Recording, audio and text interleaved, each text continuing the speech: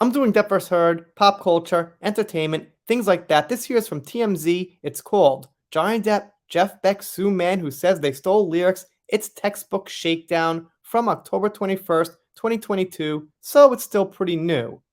Now, I'm going to say this. Some people might think, well, how come Johnny is suing this guy? Isn't that punching down? Well, here's the thing. What does Johnny have to gain by suing this person? Not so much. I think what happens is, with Johnny and other very, very big names, you've got to sue people to get the truth out to protect your reputation. But on the other hand, what would this guy have to gain by suing Johnny, who's a multi millionaire? Well, they'd have a lot to gain. That's how I look at it, but let's see what they say here at TMZ. It begins. Johnny Depp and Jeff Beck are firing back at the author who claimed they jacked lyrics to one of their songs from an old poem, calling the whole thing a cash grab. Johnny and Jeff just filed a lawsuit against folklorist Bruce Jackson, who accused the duo of stealing the lyrics of their song Sad Mother Effing Parade from an old toast performed by an inmate and shared in one of Jackson's books, which I'm not sure too many people know about or have read, but I guess that's beside the point. Technically, it could have sold 10 copies. If it's copyrighted, it's copyrighted. But my point is, like, if you're on the end of possibly having your lyrics used by Johnny and Jeff, who are pretty much super famous, both in their own right, that could only benefit you. And Johnny and his team claimed they gave the person credit. So, that's just my personal opinion. Maybe some people would feel different, but Jeff and Johnny are arguing that they're on the right side anyway. According to the suit obtained by TMZ, Johnny and Jeff say the toast known as Hobo Ben doesn't have clear origins, and they claim Jackson even admitted the person who shared the poem with him admitted it was passed down over time like an old folktale. Right.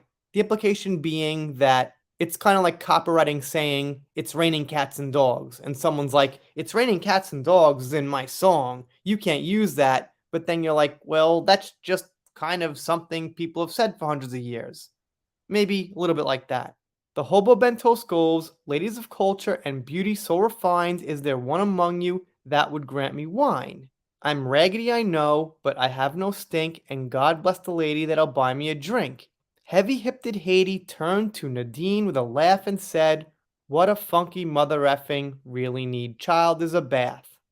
The song lyrics on Johnny and Jeff's new album feature similar lines to the Hobo Ben poem, I'm raggedy I know, but I have no stink, God bless the lady that'll buy me a drink, and what that funky mother effer really need child is a bath.